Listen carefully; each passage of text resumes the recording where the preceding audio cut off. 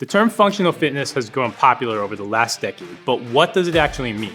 When it comes to your workouts, absolutely nothing. So functional fitness has become this buzzword in the fitness industry. It's supposed to stand for the idea that every single exercise you do is functional in that it corresponds to something in daily activity. But when you look at how we break that down in terms of motions, it starts to take out exercises. Suddenly people can't do all the exercises they might want to do. Suddenly we have a small pool of exercises because those are your only real daily motions. We're not saying that functional fitness is bad, but we're saying don't limit yourself to the functional fitness exercise selection. There are other exercises that you can add into your workouts and program that are actually going to take your functional fitness to another level, whether it's strength, conditioning, or overall longevity. Don't fall into the trap that the fitness world has created that functional fitness is all there is, because you're missing out on so much. We're going to hit 3 reasons why right now.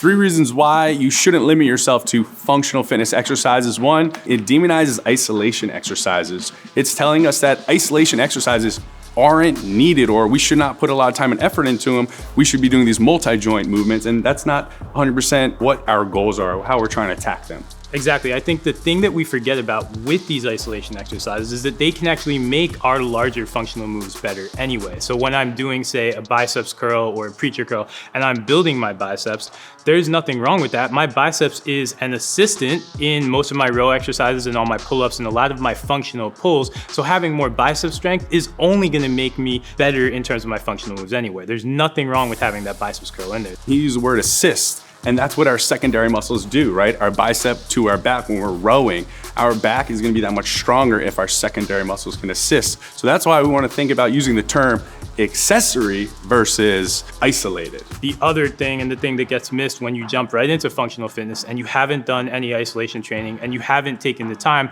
to really train your muscles and understand how they feel, these exercises that you're doing in functional training, whether you're talking about the deadlift or the squat or the barbell row or even a barbell bench press, all of these ideas are very, very advanced. So jumping right into some kind of functional concept may seem cool, but it's actually a lot better to sometimes step that back for beginners and learn a couple isolation moves and learn how to control your body before you move into that functional fitness. Yeah, and that leads us right into our next point, and some mind-muscle connection and building the aesthetic goal for some. It's okay that that's your goal, and aesthetics, you want a fuller, bigger muscle, you want to get stronger. Cool, but the functional exercise doesn't allow us to really feel that range. It doesn't allow us to understand the press all the way through, understanding locking out, controlling the weight up and down through a range of motion. Mind-muscle connection is key when it comes to building muscle, which again is not bad and which is gonna help you to your aesthetic goals, but it's also key and it's very, very underrated in terms of executing those functional movements.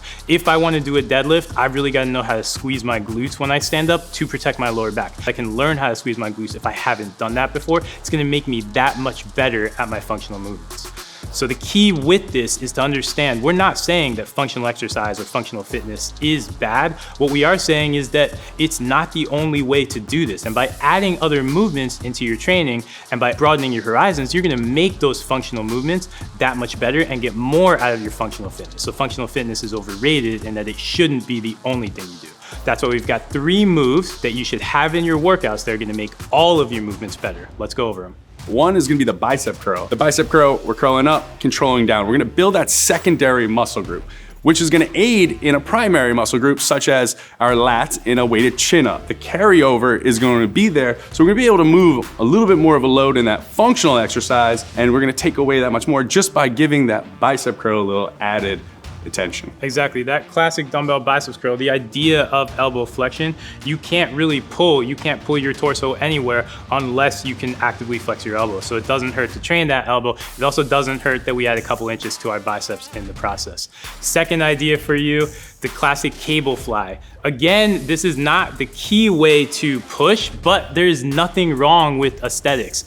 When we're working the cable fly, we get to really squeeze in on our chest. We're honing shoulder adduction in particular, but that is a key part of the press. So when we then combine elbow extension with that shoulder abduction, if we can learn to abduct hard, we're gonna have a much better and a much stronger push. So it doesn't hurt to get cable flies in your routine. And again, another aesthetic exercise, if you have multiple goals, if your goals stretch past just wanting to move better, and for most people, that's how it is, helps to get the cable fly in your routine. The last non-functional move we want you to do is the tricep cable push down. Now, yes, we're hitting that secondary muscle again.